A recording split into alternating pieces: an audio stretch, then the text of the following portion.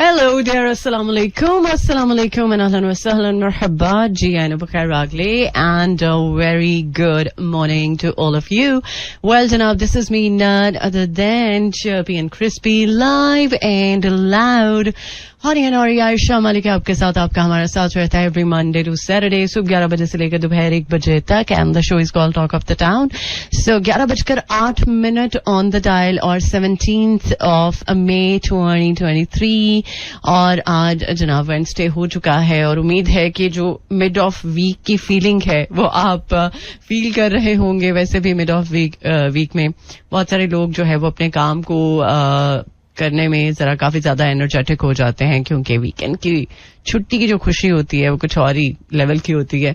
सो वो लोग जिनको सैटरडे संडे ऑफ होता है उनकी तो खैर मौजें ही हैं, बट जिनको कभी कभी वीकेंड ऑफ मिलता है या वर्क फ्रॉम होम का जो एक टास्क है वो मिलता है, सो उनके लिए तो मैं समझती हूँ कि जरा कह सकते हैं कि छुट्टी का जो मजा है वो जरा ज्यादा होता है.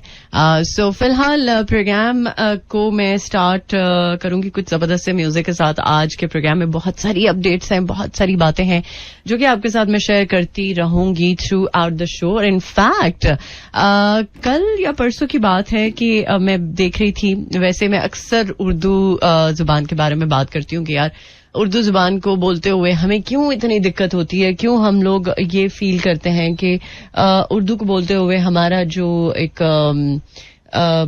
लेवल है वो शायद कम लगेगा या लोग हमें कम पढ़ा लिखा समझेंगे. और मे बी कुछ हद तक ये चीजें आ जाती हैं, बट समहाउ वो लोग जो बड़े कॉन्फिडेंट तरीके से उर्दू को ओन करते हैं, मेरा ख्याल है कि वो बहुत बेहतरीन तरीके से इस चीज को अंडरस्टैंड करते हैं कि उर्दू हमारी कौमी जुबान है और नेशनल लैंग्वेज को अगर हम खुद नहीं एक्नॉलेज करेंगे तो दुनिया में क्यों कोई एक्नॉलेज करेगा. किसी को कितने नफलों का सवाब होगा इसको एक्नॉलेज करके. बट द थिंग इज, अगर हम अपनी चीजों को एक्नॉलेज करते हैं, अपनी चीजों को एक्सेप्ट करते हैं, तो दुनिया भी उस चीज को एक्सेप्ट करती है. और बेसिकली इस बारे में मैं देख रही थी कि वो लोग जो ये सोच रहे थे कि यार कम से कम उर्दू के बारे में जो है वो हुकूमती सतह पर कुछ ऐसा होना चाहिए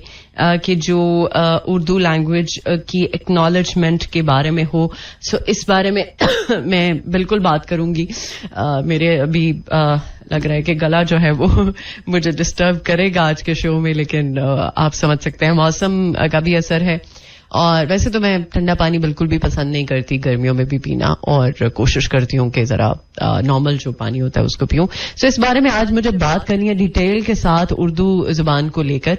और वो लोग जो इस वक्त रोड पे हैं, ट्रैफिक में कहीं स्टक हैं, सो प्लीज कोशिश करें कि आप एक तो पेशेंस रखें अगर आपको ट्रैफिक थोड़ी ज्यादा मिल रही है, और अगर ट्रैफिक नॉर्मल है तो फिर तो ठीक है, मौजा ही मौजा.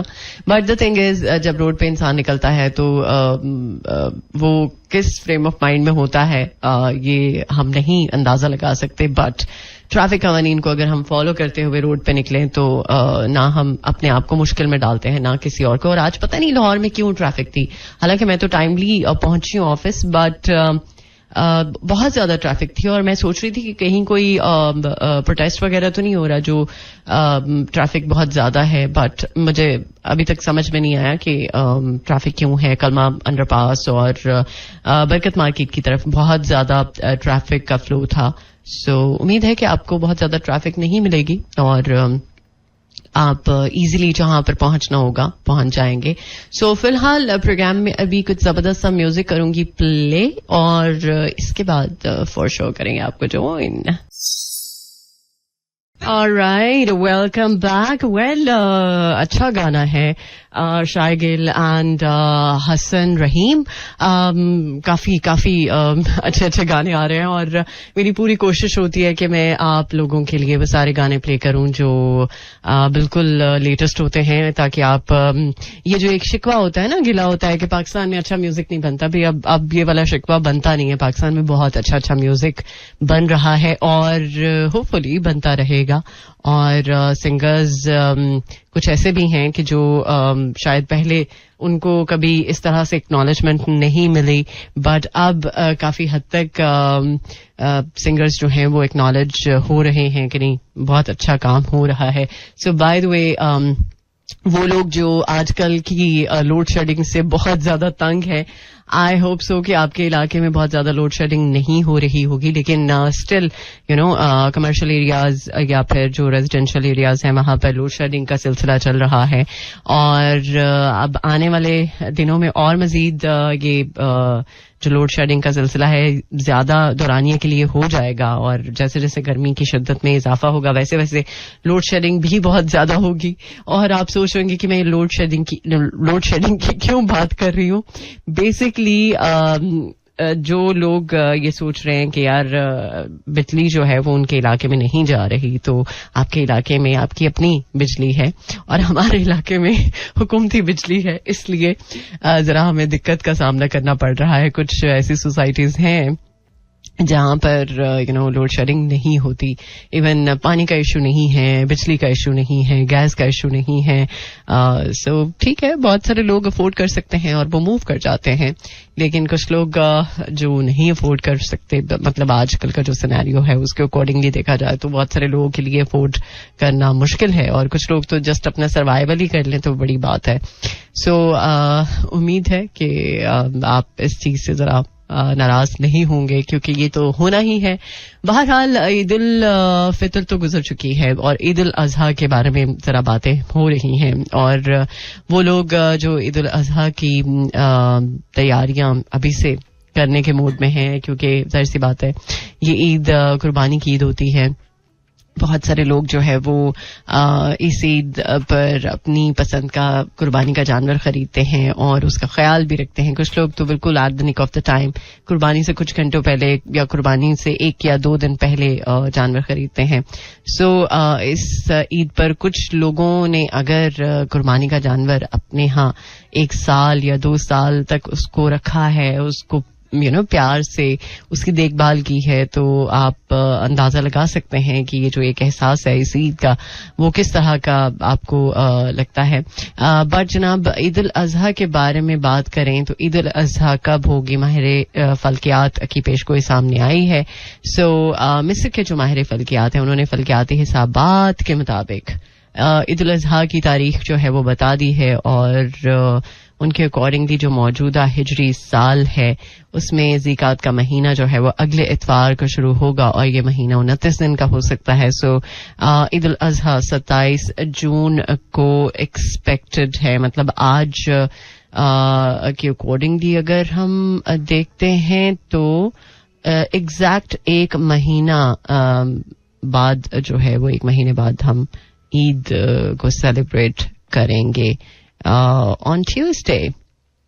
So Tuesday, Wednesday and Thursday ये भी लॉन्ग वीकेंड ही होगा ईद का, और वो लोग जिनको लॉन्ग वीकेंड की बड़ी खुशी होती है, सो आई एम श्योर कि आप ने जिस तरह छोटी ईद पे लॉन्ग वीकेंड सेलिब्रेट किया और उसकी जो एक सेलिब्रेशन थी वो अपने लव्ड वंस के साथ आपने I am sure make sure की होगी.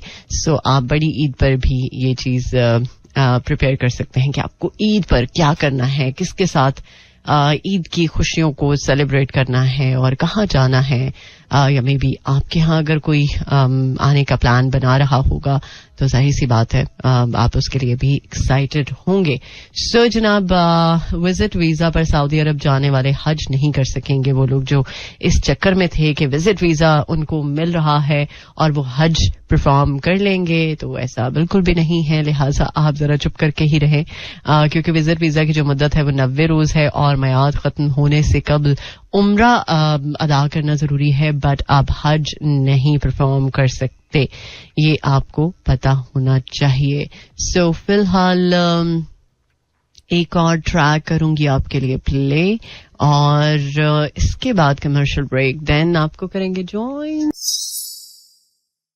Alright, welcome back once again. Well, Ali Zafar की तरह का तो करिश्मा नहीं है दानियल जफर का, बट ये है कि उनका गाना काफी अच्छा है, जो कि मुझे भी पसंद है. बहरहाल वो लोग जो इस वक्त फीडबैक मुझ तक पहुंचा रहे हैं, थैंक यू सो मच, बहुत बहुत शुक्रिया, मेहरबानी. 4471 पर मैसेज आप भेज सकते हैं. और वो लोग जो इस वक्त चाह रहे हैं कि मेरे साथ डायरेक्टली उनका कांटेक्ट बन सके, तो आप मुझे फॉलो कर सकते हैं इंस्टाग्राम पे आयशा मलिका ऑफिशियल. It's AISHAMALIK official. और अभी हमारे पास है एक छोटी सी ब्रेक. वैसे भी अच्छी अच्छी चीजों के लिए ब्रेक होना बहुत जरूरी है. मैं हरगिज ये नहीं कह रही कि आप ब्रेक जो है वो अपने काम से ले लें, अपने रिलेशनशिप से ले लें, या आप किसी भी ऐसी चीज से ले लें जिससे किसी और इंसान को तकलीफ पहुंचे. सो ऐसी ब्रेक बिल्कुल भी नहीं होनी चाहिए, बट वो ब्रेक जिससे आपके काम की प्रोडक्टिविटी अच्छी हो, इम्प्रूव हो, या आपकी एफिशिएंसी इम्प्रूव हो, तो वो ब्रेक जरा जरूरी है. सो फिलहाल एक छोटी सी ब्रेक, इसके बाद करते हैं आपको ज्वाइन. सुनते रहिए talk of the town. Alright, welcome back once again. Well, जैसे कि आप सब लोगों के साथ मैंने उर्दू लैंग्वेज के बारे में प्रोग्राम के स्टार्ट में ही बात की थी कि यार बहुत सारे वो लोग जो उर्दू बड़े अच्छे तरीके से बोल सकते हैं, बट समहाउ उर्दू इसलिए नहीं बोलते कि उन्हें लगता है कि दूसरे लोग क्या कहेंगे कि इनको उर्दू आती है. बहुत सारे लोग उर्दू बोलते हुए जरा कतराते हैं और उन्हें लगता है कि अगर उर्दू बोलेंगे तो शायद हम पढ़े लिखे नहीं लगेंगे. और इंग्लिश बोलना तो समहाउ एक स्टेटस का भी मसला है. दूसरा ये कि आप अगर समझते हैं, ये कुछ लोगों की बात हो रही है, मैं सब लोगों की बात नहीं कर रही, कुछ लोग जो है वो ये भी कंसिडर करते हैं कि अगर आप इंग्लिश बोलेंगे तो आप पढ़े लिखे होने के साथ साथ एक अच्छे स्टेटस के भी लगेंगे. सो ये अरसे से ही प्रैक्टिस हो रही है चीज, और इसको मेरा ख्याल है कि हम सब लोगों को मिलके ही अंडरस्टैंड करने की जरूरत है कि यार जो हमारी कौमी जुबान है, जो कि बहुत मीठी जुबान है, मुख्तलिफ जुबानों का मजमुआ है. इनफैक्ट जब हम उर्दू बोलते हैं तो एक बड़ा मीठा एहसास होता है. इंग्लिश बोलते हुए तो शायद हमारी जुबान टेढ़ी हो जाती है, बट उर्दू को बोलते हुए ऐसा कभी भी नहीं होता. लिहाजा उर्दू को बोलते हुए हमें जरा सा भी हिचकिचाने की जरूरत नहीं है. जरा सा भी हमें ये एहसास नहीं होना चाहिए कि यार उर्दू जो है वो किसी भी जुबान से कमतर जुबान है, या इसका कोई लेवल नहीं है. लेवल शायद उन लोगों का नहीं होता जो ये सोचते हैं, बट उर्दू बहुत बेहतरीन जुबानों में से एक जुबान है. जैसे हम मुख्तलिफ ममालिक को देखते हैं, वो इंग्लिश के बजाय अपनी जो नेटिव लैंग्वेज है उसको बोलना ज्यादा पसंद करते हैं, ना कि इंग्लिश को. उसकी मिसाल चाइना है, जापान है, कोरिया है, और भी बहुत सारी जगह हैं जहां पर इंग्लिश को हवा नहीं बनाया जाता, और यहाँ पर हमारे हवा बना दिया जाता है एक जुबान को, स्पेशली इंग्लिश को. और यहाँ पर अगर मैं अपनी नीस की जुबानी बात करूं तो वो हवा को हवा बोलती है. तो ये वाकई में हवा है कि हम उर्दू को ओन नहीं करते, और उर्दू को बोलते हुए जरा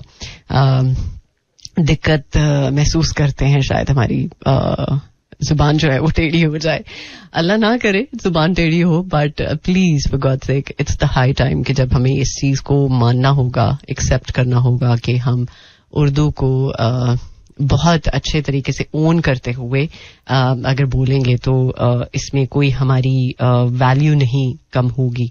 बहरहाल उर्दू के बारे में बात करें तो उर्दू को इम्प्लीमेंट किए जाने के बारे में ये डिसाइड हुआ है कि इसको ऑफिशियल लैंग्वेज के तौर पे इम्प्लीमेंट किया जाएगा इन ऑल गवर्नमेंट डिपार्टमेंट्स. ये अगर थोड़ा पहले हो जाता तो ज्यादा अच्छी बात है, लेकिन चले देर आए दुरुस्त आए, अभी सही. बट ये जब मुझे पता चला तो मुझे काफी अच्छी फीलिंग आई कि कम से कम उर्दू के बारे में एक अच्छा फैसला हुआ है. ऑलराइट जनाब, इसके साथ साथ पोलियो के हवाले से भी बात करनी है, थोड़ा सा आगे चल के बात करेंगे, पोलियो के बारे में भी आपको अपडेट करूंगी. बट अभी लेकर चलती हूँ आपको टुवर्ड्स अनदर सॉन्ग. इस गाने के बाद हमारे पास कमर्शियल ब्रेक, फिर करते हैं आपको join. Alright, more music, less tattoo. Welcome back. Well, अभी आप पोलियो के हवाले से इम्पोर्टेंट मैसेज सुन रहे थे ब्रेक में, और डेफिनेटली मैं भी इस बारे में बात करना चाहूंगी, चूंकि आप सब लोग इस हद तक तो अब अवेयर हो ही चुके हैं कि पोलियो की वैक्सीन या खतरे आपके बच्चे को पिलवाना किस लिए जरूरी है। अगर आप चाहते हैं आपका बच्चा उम्र भर की माजूरी से बच सके और एक नॉर्मल अच्छी हेल्दी लाइफ गुजार सके, उसका फ्यूचर ब्राइट हो सके, एक अच्छी क्वालिटी लाइफ को मेक श्योर कर सके, सो ये माँ बाप की जिम्मेदारी है कि वो अपने बच्चे के लिए, उसके फ्यूचर के लिए बेहतर सोच रखें और उसको इम्प्लीमेंट करने की भी कोशिश करें। सो कितनी वैसे अजीब बात है ना, जो चीज बच्चों को माजूरी से बचा सकती है उसे कहते हैं कि वो महफूज नहीं है।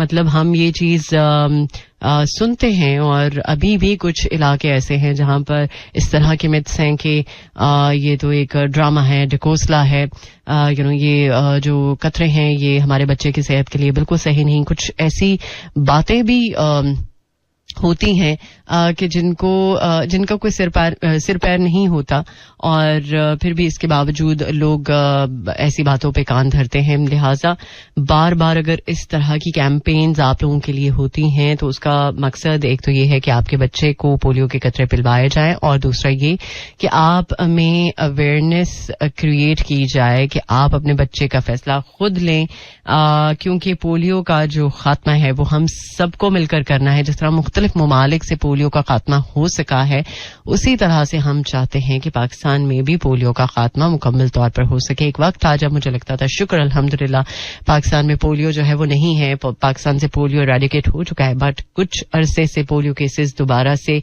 बढ़ रहे हैं, और इस चीज को कंट्रोल करने के लिए हुकूमती सतह पर बार बार कैंपेन्स का एहतमाम होता है, और आपके साथ शेयर होती रहेंगी थ्रू आउट द शो।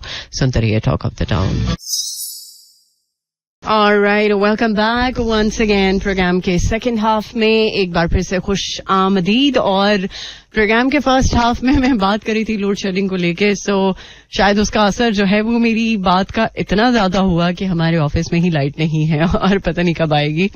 मुझे अभी पता चला कि काफी देर से लाइट नहीं है, सो आई होप सो कि लाइट आ जाए, ताकि वो लोग जो इस वक्त मेरी तरह एसी के बगैर गर्मी में बैठे हुए हैं एक बंद कमरे में, तो जाहिर सी बात है गर्मी का एहसास थोड़ा ज्यादा होता है, बजाय ये कि एक हवादार कमरा हो उसमें आप काफी जरा बेहतर फील कर लेते हैं।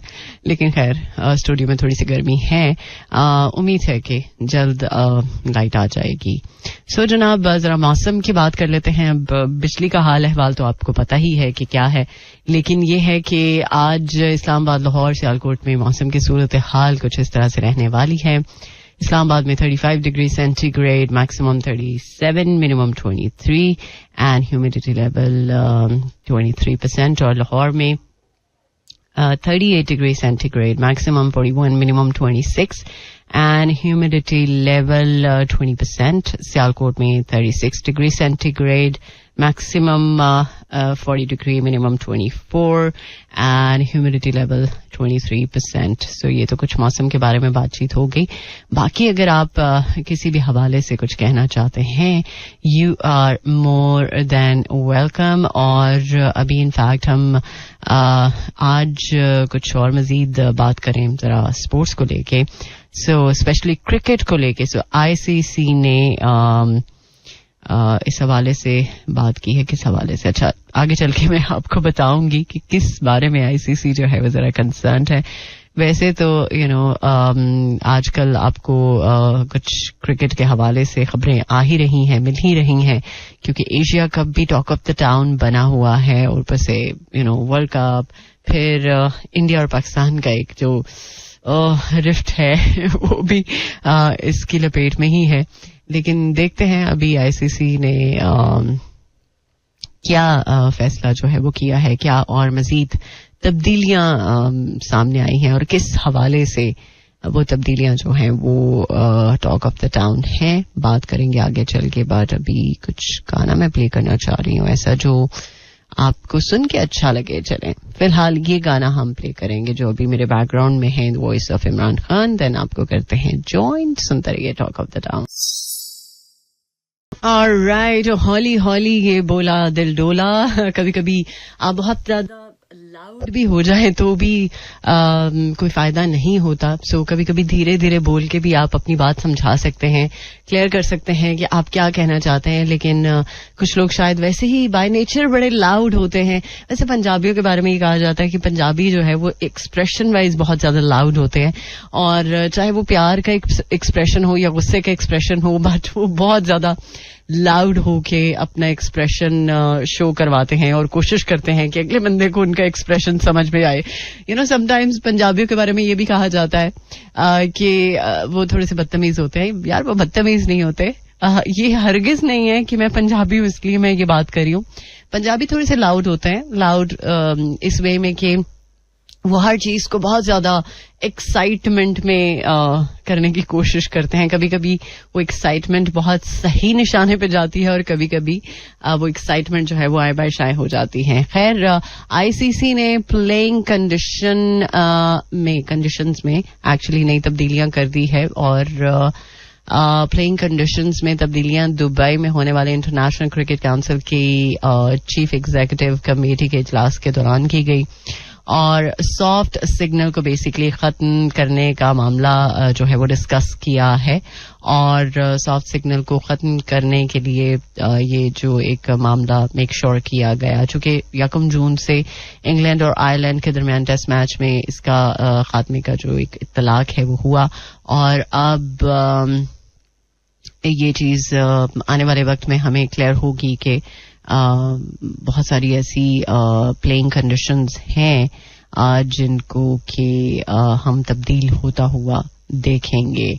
और इंटरनेशनल क्रिकेट में हाई रिस्क इंजरी पोजीशन वाले प्लेयर्स के लिए हेलमेट प्रोटेक्शन को लाजमी करार दिया है.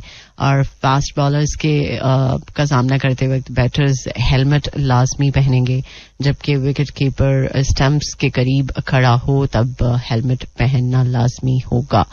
ओके, सो ये तो एहतियात है. मतलब एहतियात पे तो मैं समझती हूँ कि आपको कॉम्प्रोमाइज नहीं करना चाहिए, चाहे वो कोई गेम हो या चाहे वो कोई भी मामला हो. सो एहतियात बहुत ज्यादा जरूरी है.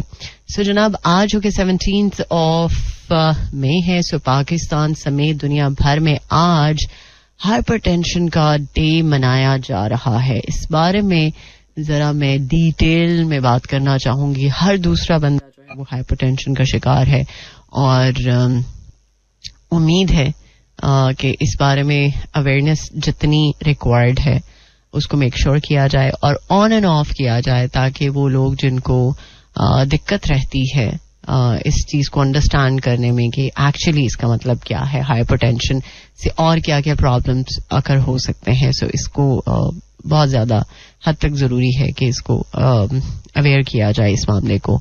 सो चूंकि आपको पता है पेट्रोलियम मसनूआत की कीमतों में बहुत ज्यादा कमी हुई है, कल इसके बारे में मैंने डिस्कस किया था, बट इसके बावजूद कल ही मैं बात कर रही थी अपने घर में भी कि जितना मर्जी पेट्रोल जो है वो आप कम कर दें, कीमतें कम हो जाएं, महंगाई जो है वो जरा अंडर कंट्रोल हो जाए, बट जो चीज महंगी हो चुकी है वो महंगी हो चुकी है, उसको सस्ता होते हुए शायद हम ना देखें, मगर ये है कि हम महंगाई जरूर विटनेस कर सकते हैं, लेकिन जो चीजें अब महंगी हो चुकी हैं वो सस्ता होने का नाम नहीं लेंगी. सो इसका हम लोगों को अंदाजा होना चाहिए ताकि हम इस तरह का कोई शिकवा ना करें कि यार ऐसा नहीं होना चाहिए था.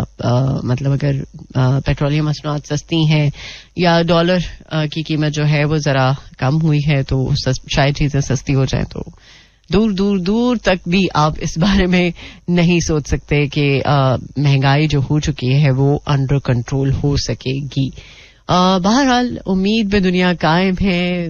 हमेशा मैं कहती हूँ कि हमें अच्छी उम्मीद रखनी चाहिए, और अगर अच्छी उम्मीद हम नहीं रखेंगे तो फिर वही बात कि जिस तरह का हम सोचेंगे वैसा ही होगा. और अगर आपकी जिंदगी के भी मामलात में अगर कोई परेशानी है, मुश्किल है, डिस्टर्बेंस है, तो प्लीज पॉजिटिव सोचें, पॉजिटिव रहें, क्योंकि आप जैसा सोचते हैं वैसा होना शुरू हो जाता है, और अच्छा गुमान रखने की जरूरत है. खैर, अभी के लिए लेकर चलूंगी आपको टुवर्ड्स एन अदर सॉन्ग. इसके बाद कमर्शियल ब्रेक, देन आपको करते हैं join. All right, more music, let's tattoo. Welcome back. Well, अब ऑलमोस्ट जाने का भी वक्त है. आप सोच रहे होंगे कि मैं थोड़ी सी जल्दी आप से इजाजत मांग रही हूँ. सो कभी कभी कुछ इमरजेंसीज हो जाती हैं. बहरहाल आप इसी तरह से प्रोग्राम एंजॉय कर सकते हैं कल भी सुबह 11 बजे से दोपहर 1 बजे तक. और कल भी कुछ इंफॉर्मेशन का जो मैटर है उसको मेक श्योर करने की कोशिश करूंगी. सो चूंकि आज 17 मई है, सो हाइपरटेंशन के हवाले से अवेयरनेस के दिन के तौर पर इसको आज पूरी दुनिया में मनाया जा रहा है. और इस दिन को बेसिकली मनाने का मकसद यही है कि हाइपरटेंशन की वजूहात जानना और इससे बचाव की जो तदाबीर हैं उससे मुतल्लिक अवेयरनेस फराहम की जाए. सो डॉक्टर्स भी यही कहते हैं कि जहनी तनाव और वर्जिश की कमी की वजह से हाइपरटेंशन में लोग मुब्तला होते हैं.